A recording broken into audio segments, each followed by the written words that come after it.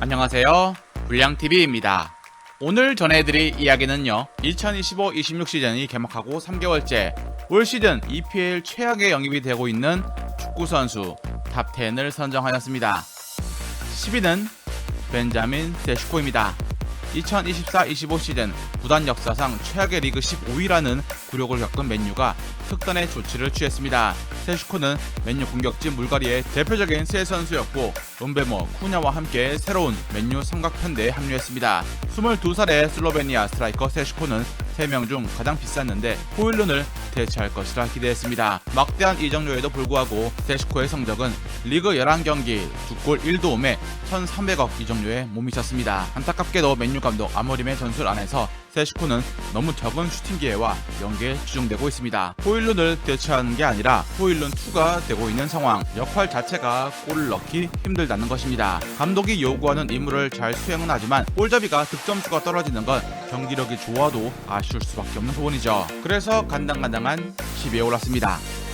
9위는 제이든 산초입니다. 맨유의 산초가 아스톤빌라 임대를 떠난 건 어찌 보면 최고의 재능을 어떻게든 살려보고픈 재활의 마지막 기회였고 이번이 3번째였습니다. 2번째 임대인 첼시 임대 시절 의무 이적 조항을 삽입까지 했지만 첼시 입장에서 산초는 독일은 성배라고 판단했고 100억에 달하는 위약금까지 내면서 영입 계약을 파기했습니다. 실력보다 태도나 훈련의 문제를 삼은 것입니다. 아스톤빌라의 에메리 감독은 AS 로마 제안을 거절한 산초에게 손을 내밀며 임대를 제안했고 주급의 80%를 부담하기로 합니다. 시즌 개막 3개월째 이 도박은 실패로 가고 있습니다. 리그 선발은 0회, 공격 포인트 역시 0개입니다. 이 와중에 친정팀인 도르트문트가 산초를 자유계약으로 영입하려는 움직임이 포착되었습니다. 산초 어게인은 현실이 될 수 있을까요?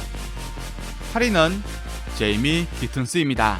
첼시가 지속적으로 추진 중인 고비용 유망주 수집 선수 중 하나였던 기튼스는 여름 이적 시장 내내 미넨과 첼시 중 선택을 고민했고 결국 옵션 포함 1,000억이 넘는 돈이 베팅되어 런던행에 올랐습니다. 2시즌 동안 30골 13도움을 기록하며 제2의 산초가 되어 EPL로 금이 환영했지만 결과도 산초가 되었습니다. 기튼스는 EPL의 속도와 피지컬 벽에 부딪히며 분데스리가 이적생 신고식을 혹독하게 치르고 있습니다. 10월 초 이미 언론들은 그를 보전 중인 여름 이적생의 대표주자로 분류하기 시작을 했습니다. 드리블이 장점인 줄 알았는데 EPL에서 자신감이 지하를 뚫고 내려가 패스 빈도수가 더 늘었습니다. 그나마 8위에 오른 것은 시간을 좀 더 주고 팀 적응을 지켜보자는 의견들도 있기 때문입니다. 하지만 1,000억을 지불하고 적응 시간을 기다리는 건 너무 비싼 수업료가 아닐까요? 7위는 사비 시몬스입니다. 시몬스는 여름 이적 시장 첼시와 강하게 연결되었습니다. 하지만 라이프치히가 지난 시즌 챔스 진출에 실패하자 이적을 결심했기 때문입니다. 그러나 경쟁의 최종 승자는 토트넘이었습니다. 첼시는 포지션 정리와 돈 문제가 걸려 있었고 토트넘은 손흥민의 7번 약속과 네덜란드 동료 반더벤의 조언으로 시몬스의 마음을 돌렸습니다. 1,000억에 가까운 돈을 지불했지만 분데스리가와 다른 EPL의 환경 때문에 시몬스는 처참한 성적을 기록 중입니다. 지난 시즌 분데스리가 리그 25경기에서 10골 7도움의 미친 활약이 온데간데 없이 사라진 것입니다. 첼시전에서 재교체라는 굴욕까지 당했죠. 여기에 메디슨이 부상에서 돌아오게 되면 둘의 공조는 사실상 어렵고 시몬스는 좌잉으로 가야 합니다. 큰돈 들여 영입한 플레이메이커인 만큼 리그 적응 시간을 더 기다려봐야 하는 걸까요? 6위는 케르케즈입니다.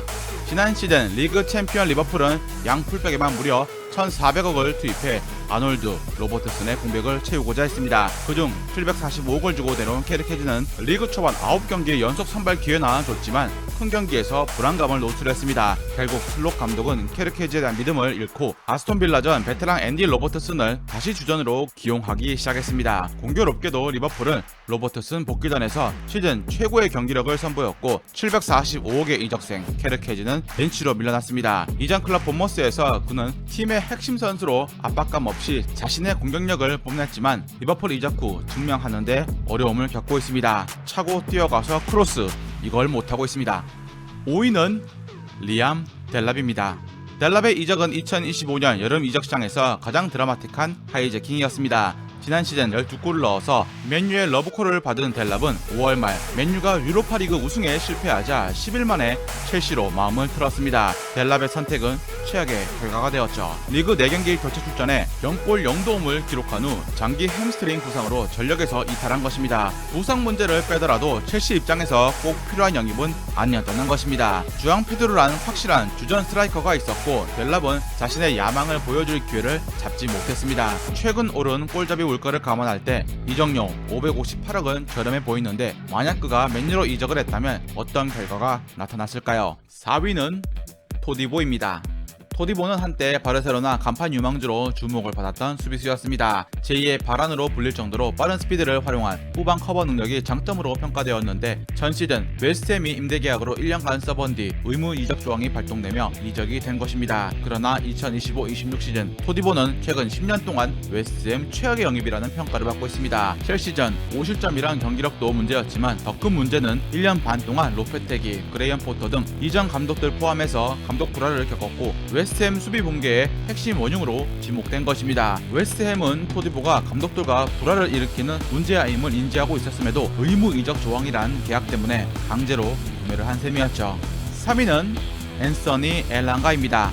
현역 이적료를 찍고 17경기에서 공격 포인트 1개를 기록 중인 공격수가 있다. 이 영상에서 3위를 기록하는 게 신기할 정도인 엘랑가 이야기입니다. 뉴캐슬의 팀의 주포 공격수가 리버풀로 이적을 하자 공백을 채우고자 전 시즌 노팅엄에서 6골 11도움을 기록하며 정상급 윙어로 떠오른 엘랑가를 영입합니다. 하지만 엘랑가는 제임스 파크 입성 후 폼이 떡락합니다. 리그 11경기 0골 0도움, 천억이란 이적료에 걸맞는 활약이 전혀 아니고 노팅엄에서 공격 중심을 맡은 역할에서 머피와 경쟁을 해야 하는 압박감, 그리고 전술 변화가 합쳐지며 맨유 시절의 엘랑가로 돌아갔습니다.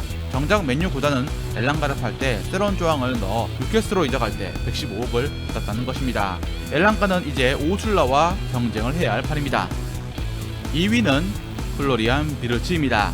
한 달 전 몸값 못한 이적생 1위에 올랐던 비르츠는 이번에도 최상위권에 이름을 다시 올렸습니다. 부진을 넘어 조롱의 대상이 되고 있는 그는 리그 11경기째 공격 포인트 0개를 기록 중입니다. 2025년 여름 이적 시장 최대어였던 비르츠를 품에 안았던 리버풀은 비르츠의 부진과 함께 2025년 11월 득실 플러스 1로 리그 8위를 기록 중입니다. 비르츠가 조금씩 리그에 적응하며 계속 공간을 찾아 들어가고 있긴 하지만 볼을 줄 선수조차 없어 낮은 위치에서 공을 잡고 있다는 것입니다. 개인 폼을 떠나서 동료들이 비르츠를 점차 신뢰하지 못하는 큰 문제가 생기고 있습니다. 이전 레버쿠젠에서 비르츠는 해저 축구의 대명사로 팀이 그에게 뭔가 해주길 바람이 컸고 실제로 비르츠는 팀에게 골을 넣든 도움이든 많이 해주었습니다. 흐물흐물한 살라와 사이드 지방령 각보 사이에서 비르츠는 외로움이란 싸움까지 하고 있습니다. 대망의 1위는 알렉산더 이삭입니다.